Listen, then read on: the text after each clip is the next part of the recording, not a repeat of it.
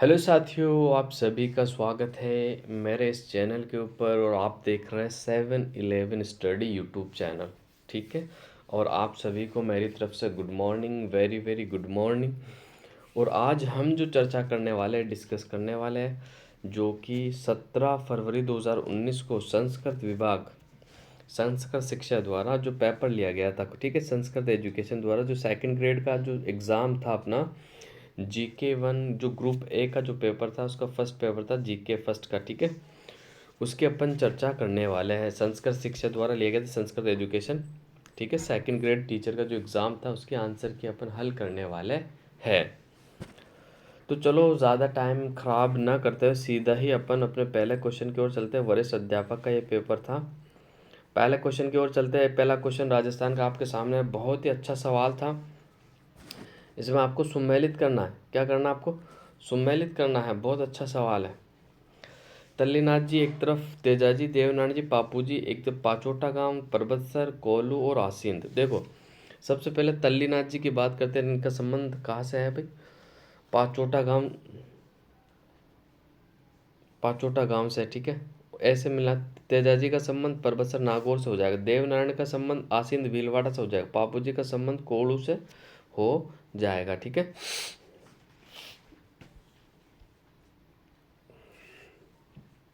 तो ये आपका सुमेलित हो गया। ऑप्शन देखते हैं तो A B D C option number 4 में आपको दिख रहा होगा ABDC। तो आपका जो राइट आंसर हो जाएगा ऑप्शन नंबर 4 हो जाएगा। नेक्स्ट, अगले पे चलते हैं। संत पीपा के गुरु कौन थे, ये आपको बताना है। ठीक है। संत पीपा के जो गुरु थे वो रामानंद जी थे। कौन थे भाई? रामानंद जी। संत पीपा का जो संबंध है वो गागरोन से है। ठीक है।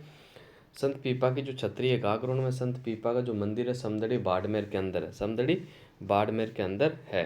ये भी आपको याद रखना है। और संत पीपा की जो गुफा टोडाराई टोक में है। ठीक है। टोडाराई टोक में है। टोडाराई टोक के अंदर है। नेक्स्ट, अगले क्वेश्चन की ओर बढ़ते हैं। अपना अगला क्वेश्चन क्या था? तो अगला क्वेश्चन देखते हैं अपन। अगले क्वेश्चन की तरफ बढ़ते हैं। आदिवासियों का कुंभ किस मेले को कहा जाता है? तो आदिवासियों का जो कुंभ है वो बेणेश्वर मेले को कहा जाता, सॉरी बेणेश्वर मेले को कहा जाता है, ना कि बाणगंगा को। याद रखना आपको। ठीक है।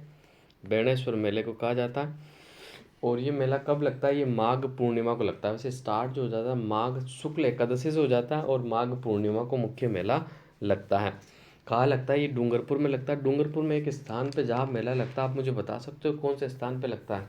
ये स्थान वैसे एक पेपर में पूछा हुआ भी है, तो मैं आपको बता देता हूँ, आप ज़रूर याद रखना। नवा टापरा। कहाँ लगता है भाई? नवा टापरा स्थान नाम पे लगता है। ठीक है। यहाँ त्रिवेणी संगम होता है बेणेश्वर धाम पर। सोम माही जाखम, इसके किनारे बेणेश्वर धाम का जो मंदिर है, इसका निर्माण जो करवाया संत मावजी ने करवाया था। ठीक है। ये भी आपको याद रखना। संत मावजी की जो मुख्य पीठ है वो भी साबला ग्राम डूंगरपुर के अंदर स्थित है। ठीक है। तो ये भी आपको याद रखना है। नेक्स्ट, आगे चलते हैं, अगले क्वेश्चन की ओर बढ़ते हैं। बुद्धि विलास ग्रंथ के लेखक कौन है? तो बुद्धि विलास ग्रंथ के जो लेखक है वो है भक्त राम शाह। भक्त राम शाह। और इनका जो संबंध है जयपुर के चाकसू के रहने वाले थे। जयपुर के चाकसू के रहने वाले थे। जयपुर के चाकसू के रहने वाले थे। नेक्स्ट, अगले क्वेश्चन की ओर बढ़ते हैं। अगला क्वेश्चन क्या है? संयुक्त राजस्थान का अप्रैल 18 1948 को किसने उद्घाटन किया था? ये आपको बताना है। तो देखते हैं किसने किया था।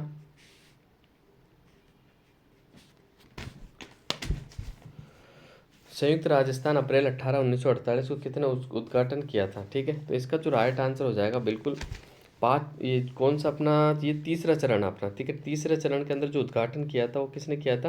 वो बिल्कुल जवाहरलाल नेहरू जी ने किया था। इसी चरण के अंदर उदयपुर का विलय हुआ था। किसका विलय हुआ था? उदयपुर का विलय हुआ था। केवल एक ही रियासत इसमें थी, उदयपुर, क्योंकि उदयपुर रियासत सबसे बड़ी रियासत थी और राजस्व की दृष्टि से भी बड़ी थी। इसलिए तीसरे चरण यानी 18 अप्रैल 1948 को राजस्थान के तीसरे चरण का एकीकरण होता है, उसमें उदयपुर रियासत का विलय हुआ था। ये भी आपको याद रखना है। और महाराज पर इसमें राज प्रमुख जो बनाए गए थे वो किसे बनाए गए थे, ये भी आपको बताना है। किसको बनाए गए थे भाई? आप मुझे कमेंट करके ज़रूर बताना। ये भी सवाल पूछा हुआ है, नहीं तो मैं आपको लास्ट में बता दूंगा। नेक्स्ट, निम्न में से किस देवी को शिशु रक्षक लोक देवी माना जाता है? तो क्वेश्चन नंबर 6 का जो अपना सही उत्तर हो जाएगा वो महामाया माता। महामाया माता को शिशु रक्षक लोक देवी के माना जाता है। ठीक है, नेक्स्ट अगले क्वेश्चन की ओर चलते हैं। अगला क्वेश्चन क्या है हमारा, 1936 में मेघा राम ने किस स्थान पर बीकानेर प्रजा मंडल की स्थापना की थी? तो 7 का जो आपका राइट आंसर हो जाएगा वो कलकत्ता में की थी। कहाँ की थी? कलकत्ता में की थी। और अध्यक्ष जो बनाया था लक्ष्मी देवी आचार्य को बनाया था। ये आपको याद रखना, ये सवाल एक बार आरपीसी द्वारा पूछा गया था और वापस पूछने के पूरे पूरे चांसेस है। नेक्स्ट अगले क्वेश्चन की ओर चलते हैं। उत्तर से दक्षिण और पूर्व से पश्चिम विस्तार है। उत्तर से देखो राजस्थान लंबा कम है लेकिन चौड़ा ज़्यादा है, तो आपको याद रखना 826 और 869। ऑप्शन नंबर 3 आपको दिख रहा होगा। ठीक है, मैं आपको मैप बना के बता देता हूँ। ठीक है, ये पतंगाकार ये जो लंबाई है ना, ये जो लंबाई ये 826 आपकी। ठीक है, और ये जो चौड़ाई आपको 869 है। ठीक है, ये आपको याद रखना है। नेक्स्ट अगले क्वेश्चन की ओर बढ़ते हैं। गोडवाड़ प्रदेश को यह भी कहा जाता है, क्या कहा जाता है आपको बताना है। तो गोडवाड़ बेसिन को जो कहा जाता है वो 1 नंबर लूनी और जवाई बेसिन, लूनी और जवाई बेसिन के नाम से जाना जाता है। लूनी और जवाई बेसिन के नाम से जाना जाता है। ठीक है, नेक्स्ट कोपेन के वर्गीकरण के अनुसार गंगानगर, हनुमानगढ़, बीकानेर किस प्रकार की जलवायु मिलती है, ये आपको बताना है। 10 का एक BWHW किस प्रकार की मिलती है? BWHW। ठीक है, कोपेन की जलवायु वर्गीकरण मैं आपको पहले भी बता चुका हूँ, अब वापस से मैं बता रहा हूँ। ठीक है, कोपेन जो थे एक जर्मन वैज्ञानिक थे, 1900 में इनका वर्गीकरण किया था। फिर 1936 के अंदर उन्होंने वापस से एक बार अपने वर्गीकरण के अंदर संशोधन किया था। ठीक है, देखो ये वाला जो पार्ट है अपना, ये रेगिस्तान वाले पार्ट के अंदर पाई जाती है BWHW। ये वाला अरावली वाला जो पार्ट जो अर्ध शुष्क रेतीला मैदान आ जाता है, ये शुष्क रेतीला, ये अर्ध शुष्क स्टेपी प्रकार की जलवायु भी पाई जाती है। यहाँ जो जलवायु पाई जाती है BSHW हो जाती है। ठीक है, फिर यहाँ पर पूर्वी मैदान आ गया, यहाँ पर थोड़ा हाड़ौती हो गया अपना, और यहाँ पर सिरोही और डूंगरपुर बांसवाड़ा में जो पाई जाती है ये AW प्रकार की, और जबकि CW जो प्रकार की जो पाई जाती है वो पूर्वी मैदान के अंदर पाई जाती है। ये आपको याद रखना है। बहुत आसान क्वेश्चन है, ज़्यादा नहीं, एक बार प्रैक्टिस करोगे तो आप बिल्कुल आपके समझ में आ जाएगा। नेक्स्ट अगला क्वेश्चन देखते हैं। अगला क्वेश्चन क्या है, तो किशनगढ़ चित्रकला शैली के जो संरक्षक है सावंत सिंह की मृत्यु कहाँ हुई थी, ये आपको बताना है। ठीक है, कि सावंत सिंह का जो संबंध है वो किशनगढ़ से, आप सभी जानते हो किशनगढ़ चित्र शैली का संबंध जो है वो बनी ठनी से है। बनी ठनी चित्र जो कि राजस्थान का मोनालिसा कहलाता है। ठीक है, और उसके जो चित्रकार है वो निहाल चंद मौर्ध्वज। ठीक है, ये आपको याद रखना है। और 11 का जो सही उत्तर हो जाएगा, इनकी जो मृत्यु हुई थी वो वृंदावन में हुई थी। कहाँ हुई थी? वृंदावन में। ऑप्शन नंबर 4 आपका बिल्कुल राइट आंसर हो जाएगा, आपको याद रखना है। ठीक है, नेक्स्ट आगे चलते हैं अपन, अगले क्वेश्चन की ओर बढ़ते हैं। स्टेट फॉरेस्ट रिपोर्ट 2017 के अनुसार राजस्थान में सुरक्षित वन क्षेत्र का प्रतिशत है, ठीक है, कितना है आपको बताना है। तो 12 का जो राइट आंसर हो जाएगा, 2017 के अंदर 55.67 था, लेकिन वर्तमान में ये बढ़कर 56% हो गया। 56% और कुछ है, 56% हो गया है, ये आपको याद रखना है। ठीक है, और उस समय जो था 55.64% था। नेक्स्ट अगले क्वेश्चन की ओर बढ़ते गाइस। अगला क्वेश्चन क्या है, देखो एक तरफ फसल दी गई है, एक तरफ आपको उच्च उपज किस्म दी गई है, आपको सम्मिलित करना है कि कौन सा सही है। तो देखो इसमें से अगर आपको ज़्यादा नहीं आता, अगर एक आता है तो भी आप इस सवाल को कर सकते हो क्या, देखते तो इस सवाल को वो हो पाएगा नहीं हो पाएगा। तो जैसे मेरे को इसके अंदर केवल है ना, जैसे मक्का, बाजरा, जौ और गेहूँ, मेरे को डी का जो पता है, डी का 1 नंबर होगा तो आपका हो गया फिर। ठीक है, जैसे मेरे को पता है कि मक्का की जो है वो माही कंचन और माही धवल, ये भी याद रखना आपको, माही धवल और माही कंचन जो है मक्का की। अब देख लो डी में 1 का है तो ऑप्शन नंबर 1 ही आपको नज़र आ रहा बस। तो देखो आपको ज़्यादा सारे याद नहीं होते, एक याद है फिर भी आपका क्वेश्चन सही बन जाता है। ठीक है, वैसे इसका मैं आपको कंप्लीट बता ही देता हूँ। तो इसका जो गेहूँ का हो जाएगा राज 3077 हो जाएगा। फिर जौ की बात करते तो RD 2035 हो जाएगा। और बाजरे की बात करते तो RHB 30, बाजरे की जो किस्म है RHB 30 है। ठीक है, और मक्के की मैंने बता दिया था, तो माही कंचन और माही धवल, माही कंचन और माही धवल। इसके बाद अपन नेक्स्ट क्वेश्चन की ओर चलते हैं। एक और किस्म मैं आपको बता देता हूँ।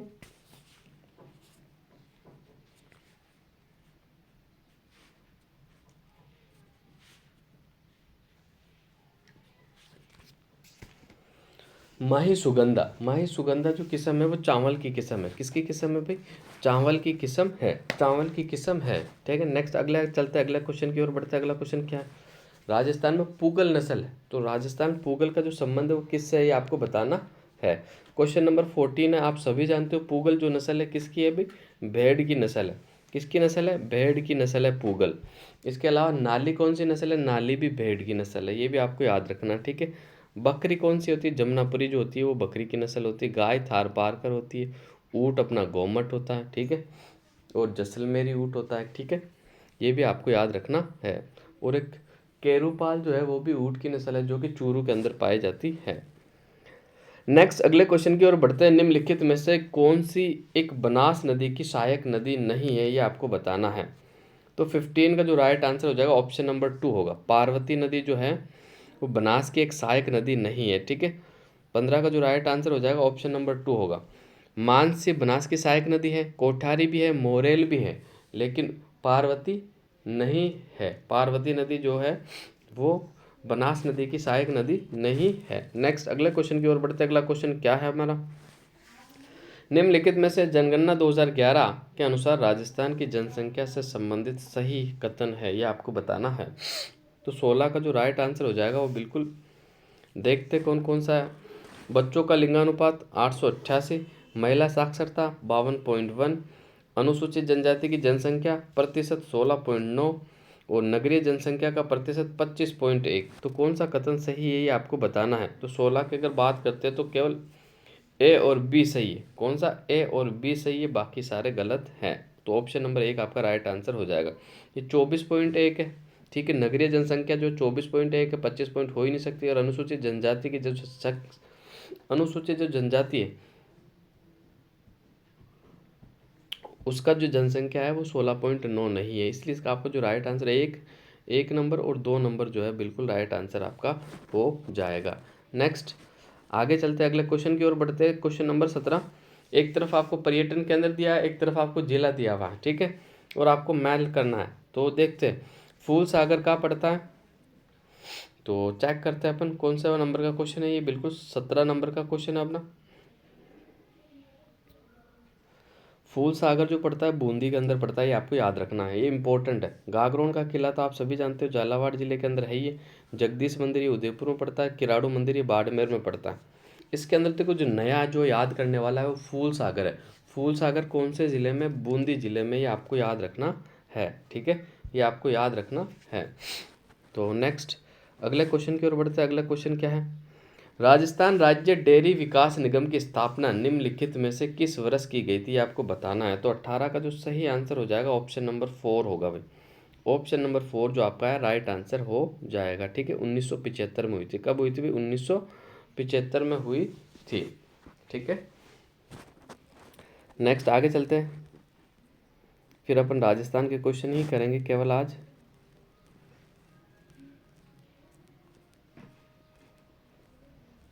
ये आ गया है।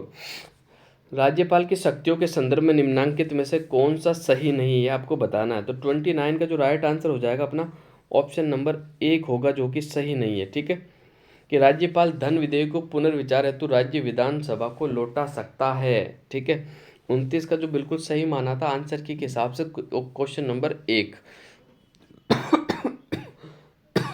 सॉरी, ऑप्शन नंबर 1 कि कभी लौटा नहीं सकता।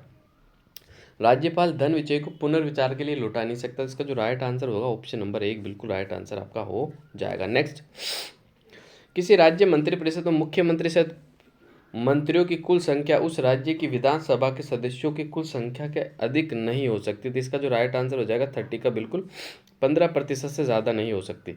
और राजस्थान के अगर 200 विधानसभा सीटें 15% की मैं बात करूँ तो 30 निकलता है। ये आपको याद रखना। देखो ज़्यादा से ज़्यादा 29+1, 29 मंत्री 1 सीएम, टोटल मंत्री 30 होने चाहिए। और कम से कम बात करें तो 11+1, ठीक है, 12 से ज़्यादा नहीं हो सकती। एक मुख्यमंत्री और 11 मंत्री, आपको याद रखना है। ठीक है, नेक्स्ट अगले क्वेश्चन की ओर चलता है अपना। अगला क्वेश्चन जो कि राजस्थान से, ये राजस्थान लोक सेवा आयोग यानी आरपीएससी का है। राजस्थान लोक सेवा आयोग से संबंध में निम्नलिखित में से कौन सा कथन सत्य नहीं है, आपको बताना है। 32 का जो राइट आंसर हो जाएगा ऑप्शन नंबर 1 ही होगा। आयोग के सदस्य भारत के राष्ट्रपति द्वारा नियुक्त किए जाते हैं, नहीं, राज्यपाल द्वारा नियुक्त किए जाते हैं। बाकी आपके सारे कथन सही है। क्या आयोग के सदस्य अपने पद पर भारत के राष्ट्रपति द्वारा हटाए जाएंगे? बिल्कुल सही है। आयोग के सदस्यों का कार्यकाल अपने पद ग्रहण करने से 6 वर्ष या 62 वर्ष की आयु जो भी पहले होगा, ये भी आपका सही है। ठीक है।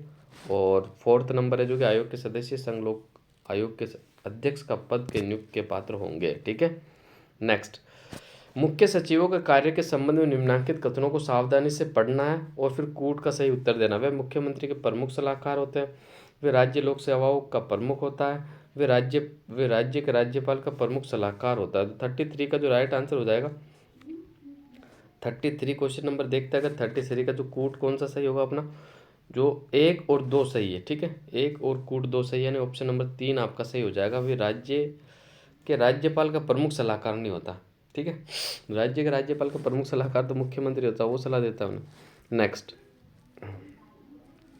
राजस्थान की पंचायत समितियां कुल संख्या 31 दिसंबर 2018 तक जो थी वो आपको बतानी है। ठीक है, तो 34 का जो सही आंसर उस समय जो था 295 थी, लेकिन वर्तमान के अंदर बढ़कर 343 हो गई, ये आपको याद रखना है। और ग्राम पंचायतों की मैं आपको बता दूं तो 11,283, ये आपको याद रखना है। वर्तमान के अंदर जो पंचायत समितियाँ 11,283 और 343 पंचायत समितियाँ 11,283 ग्राम पंचायत है। ठीक है, ये आपको याद रखना है। राजस्थान में ग्राम पंचायत के सरपंच, उप सरपंच तथा वार्ड पंच अपना त्याग पत्र किसे संबोधित करते हैं? 36 का जो राइट आंसर हो जाएगा ऑप्शन नंबर 2, विकास अधिकारी। ठीक है, विकास अधिकारी को देते हैं। किसे देते हैं भाई? ऑप्शन नंबर 2 आपका बिल्कुल राइट आंसर हो जाएगा। राज्य मानवाधिकार आयोग के अध्यक्ष पद पर रिक्त होने की स्थिति में अध्यक्ष के रूप में कौन कार्य करता है? तो 37 का जो अपना राइट आंसर हो जाएगा ऑप्शन नंबर 1 होगा। ठीक है, कौन कार्य करता है? राज्यपाल के सदस्यों में से किसी एक सदस्य को अध्यक्ष के रूप में प्राधिकृत कर सकता है। ये बिल्कुल ऑप्शन नंबर 1 जो है वो बिल्कुल आपका सही है। ठीक है। नेक्स्ट, ये फिर अपन केवल राजस्थान जी के देखेंगे, ये आ गया वापस से। राजस्थान की राज्य सरकार ने राजस्थान राज्य मानवाधिकार आयोग के गठन की अधिसूचना कब जारी की थी? तो 42 का जो राइट आंसर हो जाएगा ऑप्शन नंबर 4, 18 जनवरी 1999 को जारी की थी। कब करीब? 18 जनवरी 1999 में। किसकी? राजस्थान राज्य मानवाधिकार आयोग, Rajasthan state human right commission की जो अधिसूचना जारी की थी वो 18 जनवरी 1999 में। जो काम जो स्टार्ट कर दिया था वो मार्च 2000 के अंदर काम शुरू कर दिया गया था। ठीक है। नेक्स्ट 43 देख लेते, कौन सा सुमेलित नहीं है? 43 अगर मैं बात करूँ, देखो गुजरात का जो गठन हुआ था 1960 में हुआ था, बिल्कुल सही है। हरियाणा का 1966 में हुआ था, झारखंड का 2000 में हुआ था, लेकिन सिक्किम का जो है 1973 में नहीं हुआ था। ऑप्शन नंबर 4 आपका राइट आंसर हो जाएगा। नेक्स्ट आगे चलते हैं, राजस्थान के जो सवाल वही देखेंगे केवल अपन।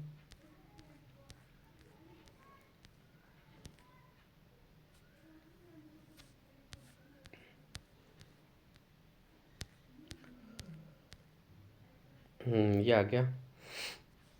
राजस्थान के उप मुख्यमंत्री के रूप में सचिन पायलट के पास जिस विभाग का कार्यभार नहीं है वो आपको बताना है। तो ठीक है, कौन सा विभाग जो है इनके पास नहीं है ये बताना है। लेकिन वर्तमान में तो इनके पास कोई भी विभाग नहीं है। जब बीच के अंदर जब कांग्रेस से ये अलग हुए थे, बीच के अंदर जबकि गहलोत सरकार को तोड़ने की मंशा थी इनकी, लेकिन ये सफल नहीं हो पाए थे। तो ये एक राजनीतिक मुद्दा है, इस पर अपन ज़्यादा बात नहीं करते, सीधा ही 59 का जो राइट आंसर है मैं आपको बता देता हूँ। उस समय जो नहीं था वो सूचना प्रौद्योगिकी संचार इनके पास नहीं था, बाकी सार्वजनिक ये था, और विज्ञान प्रौद्योगिकी भी था, और ग्रामीण विकास विभाग भी था। तो ऑप्शन नंबर 4 इसका जो है वो राइट आंसर हो जाएगा। ठीक है, वर्तमान में इनके पास कोई भी विभाग नहीं, आपको याद रखना। राजस्थान के राष्ट्रीय स्वास्थ्य मिशन के नवनियुक्त मिशन निदेशक कौन है? तो इसका जो राइट आंसर हो जाएगा वो सम्मित शर्मा है। कौन है भाई? सम्मित शर्मा। ठीक है। नेक्स्ट आगे चलते, जयपुर लिटरेचर फेस्टिवल 2019 की तिथियां बताइए। तो ये करंट अफेयर का सवाल है। उस समय जो था 24 से 28 जनवरी के मध्य था 2019 में। नेक्स्ट, ये आ गया सवाल अपना। राजस्थान के हर साल सर्दियों में विभिन्न प्रकार के प्रवासी पक्षी आते हैं। कुरंजा पक्षी डेमोसिल क्रेन कहाँ बहुत बड़ी संख्या में पहुँचते हैं? इसका जो राइट आंसर हो जाएगा 62 का, बिल्कुल खिंचन जोधपुर में। कहाँ पहुँचते हैं भाई? खिंचर जोधपुर में। और हाल ही के अंदर खिंचन जोधपुर को नया कंजर्वेशन रिजर्व यानी संरक्षित क्षेत्र भी घोषित कर दिया गया है। ये भी आपको याद रखना है, ठीक है। नेक्स्ट आगे चलते हैं। दिसंबर 2018 में राजस्थान पुलिस के महानिदेशक नियुक्त हुए थे। तो 63 का जो है सही आंसर हो जाएगा कपिल गर्ग, और वर्तमान के अंदर जो है वो उमेश मिश्रा है। वर्तमान में कौन है भाई? उमेश मिश्रा, ये भी आपको याद रखना है। राजस्थान में 2018 में हुए विधानसभा चुनाव में भारतीय राष्ट्रीय कांग्रेस और भारतीय जनता पार्टी द्वारा जीती गई सीटों का अंतर कितना था? देखो, कांग्रेस ने कितनी जीती थी? कांग्रेस ने जो जीती थी वो 99 सीटें जीती थी, और बीजेपी ने जीती थी 73। अगर अपन घटाते हैं तो बचता कितना है? देखो 6 और 2, 26 सीटों का डिफरेंस बैठता है। तो 64 का जो अपना राइट आंसर हो जाएगा ऑप्शन नंबर 2 बिल्कुल राइट आंसर हो जाएगा, ठीक है। अगले क्वेश्चन की ओर बढ़ते हैं। अगला क्वेश्चन क्या है हमारा? निम्नलिखित में से राजस्थान की कौन सी महिला भारतीय वायु सेना में 7वीं महिला युद्धक विमान पायलट बनी है? तो 65 का जो राइट आंसर हो जाएगा ऑप्शन नंबर 1 हो जाएगा आपका, ठीक है। 65 का जो आपका राइट आंसर हो जाएगा वो प्रिया शर्मा बनी है, ठीक है। ये मैं आंसर की के अनुसार बता रहा हूँ, आपको बिल्कुल सोचना नहीं, आप आंसर की देख सकते हो इसकी। राजस्थान में नवनियुक्त स्वास्थ्य मंत्री कौन है? तो उस समय जो था, जब कांग्रेस ने 2018 में जो बहुमत के साथ सरकार बनाई थी, तो उस समय जो स्वास्थ्य मंत्री थे कौन थे भाई? वो बिल्कुल रघु शर्मा थे। कौन थे? रघु शर्मा। लेकिन वर्तमान के अंदर जब कैबिनेट बदल दिया गया, अब स्वास्थ्य मंत्री कौन बन गया? तो अब स्वास्थ्य मंत्री जो बन गया वो प्रसादी लाल मीणा है। कौन है भाई? प्रसादी लाल मीणा। नेक्स्ट, 15वें राजस्थान विधानसभा चुनाव 2018 के दौरान किस दल के प्रत्याशी की मृत्यु के कारण रामगढ़ अलवर विधानसभा निर्वाचन क्षेत्र का चुनाव स्थगित किया गया था? तो इसका जो सही आंसर हो जाएगा बसपा पार्टी है ना, बहुजन समाज पार्टी के जो वहाँ के जो प्रत्याशी थे वो लक्ष्मण सिंह की मृत्यु हो गई थी। कौन थे वो? इस समय वो लक्ष्मण सिंह की मृत्यु हो गई थी, वह उपचुनाव हुआ था। फिर कांग्रेस की तरफ से तो सफिया जुबैर, और बीजेपी की तरफ से सुखवंत सिंह ने चुनाव लड़ा था, जिसमें सफिया जुबैर विजयी रही थी। यह भी आपको याद रखना है। अभी वर्तमान में रामगढ़ अलवर विधानसभा की जो एमएलए है वो सफिया जुबैर है, ठीक है। नेक्स्ट, फिर अपने ये आपके वो आगे कौन से साइकोलॉजी के क्वेश्चन आगे आप देख लेना इनको एक बार अच्छे से, ठीक है। अपन सीधा चलते हैं राजस्थान में 88 पे, सीधा ये आ गया अपना, ठीक है।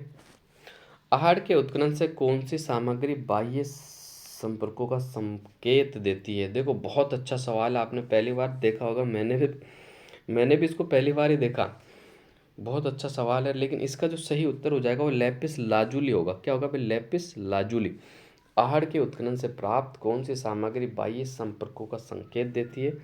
तो लैपिस लाजुली। आहड़ सभ्यता आपकी उदयपुर में पड़ती है, और इसका जो खोज करी थी वो R C अग्रवाल द्वारा की गई थी, ठीक है। ये भी आपको याद रखना। और ये ग्रामीण सभ्यता थी, एक ताम्र युगीन सभ्यता थी। ये भी इसका जो विस्तार है वो गिलुन सभ्यता जो कि राजसमंद में पड़ती है, बालाथल उदयपुर में, इसका ही विस्तार है।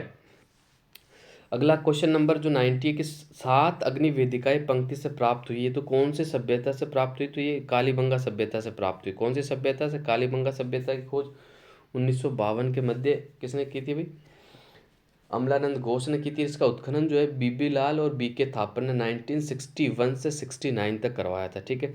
कालीबंगा सभ्यता से आपने को ये जो सभ्यता है इसका संबंध सिंधु सभ्यता से भी है, ठीक है। और दशरथ सरमात्र का सिंधु सभ्यता की तीसरी राजधानी भी इसको कहा है, ठीक है। और यह दुर्ग के अवशेष मिले हैं, भूकंप के अवशेष मिले हैं, ठीक है। हाथी के दांत के कंगे के अवशेष मिले हैं, जुता हुआ खेत मिला है, ठीक है। और काले चावल जो जले हुए चावल होते हैं ना, उसके साक्ष्य भी यहाँ से प्राप्त हुए हैं, ठीक है।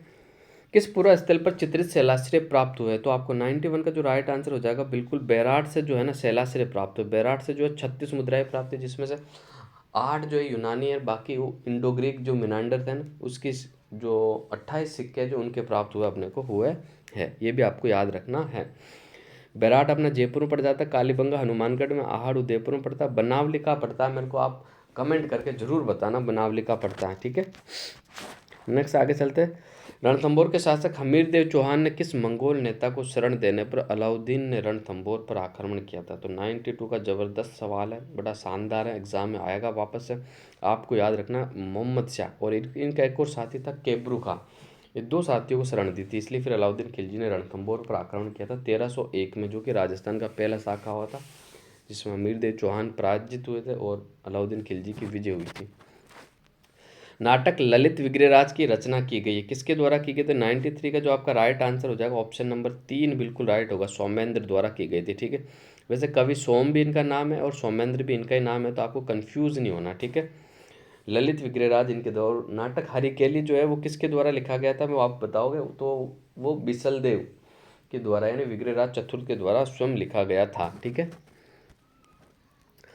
जालोर में अलाउद्दीन खिलजी के समकालीन शासक कौन था, ये आपको बताना है। तो 94 का जो राइट आंसर हो जाएगा ऑप्शन नंबर 2 कानड़ देव। ऑप्शन नंबर 2 कौन थे भाई? कानड़ देव थे। ठीक है, ये बिल्कुल आपको याद रखना है। नेक्स्ट, किस ताम्र पाषाणिक स्थल पर सबसे ज़्यादा ताम्र सामग्री प्राप्त हुई, ये आपको बताना है। तो 95 का जो आंसर हो जाएगा वो गणेश्वर, इसीलिए इसको ताम्र सभ्यताओं की जननी भी कहा जाता है। ताम्र सभ्यताओं की जननी भी कहा जाता है। और गणेश्वर जो पड़ती कहाँ पड़ती? सीकर में पड़ती है। कौन सी नदी के किनारे थी? कांतली नदी के किनारे थी, ये भी आपको याद रखना है। नेक्स्ट, अगले क्वेश्चन की ओर बढ़ते हैं।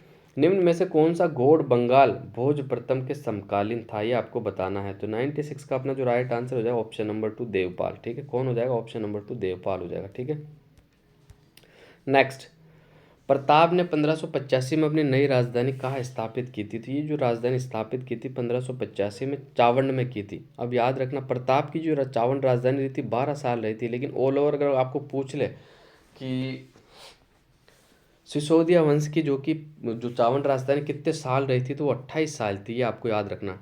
टोटल तो 28 साल थी, लेकिन महाराणा प्रताप की जो राजधानी रही थी 12 साल थी। ये सवाल पूछा हुआ है, इसलिए मैंने आपको क्लियर कर दिया है। ठीक है, क्योंकि महाराणा प्रताप का जो स्वर्गवास हो गया था वो 1597 में हुआ था, तो 85-97 आप जोड़ लो, कितने 12 साल हो जाएंगे। ठीक है, नेक्स्ट आगे चलते हैं, अगले क्वेश्चन की ओर बढ़ते हैं। अगला क्वेश्चन क्या है? जून 1941 में अलवर राज्य प्रजा मंडल में आयोजित जागीर माफी प्रजा सम्मेलन राजगढ़ के उद्घाटन किसने किया था, ये आपको बताना है।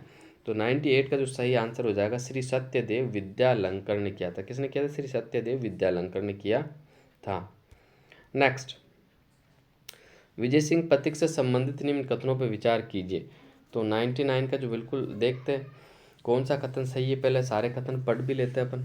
रास बिहारी बोस के क्रांतिकारी दल से संबंधित थे, इन्होंने विद्या प्रचारणी सभा स्थापित की, इन्होंने सेवा समिति की स्थापना की, साधु सीताराम दास के साथ मिलकर एक अखाड़ा स्थापित किया।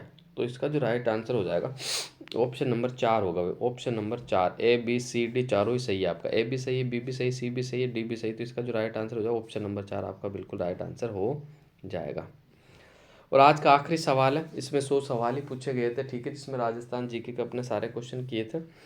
तो आज का जो आखिरी सवाल है आपके सामने है कि किस चौहान शासक द्वारा जवालीपुर को जवालापुर में परिवर्तित कर दिया गया था? किसने किया था? मतलब जवालीपुर पहले नाम था, उसको बदलकर जवालापुर कर दिया था। तो इसका जो राइट आंसर हो जाएगा विग्रहराज चतुर्थ ने किया था। ये किसने किया था भाई?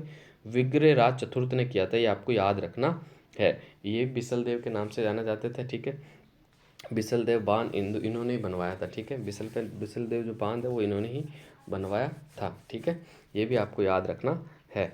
तो आज की क्लास यही ख़त्म करते हैं, अगले सेशन में आपसे फिर मुलाकात होगी।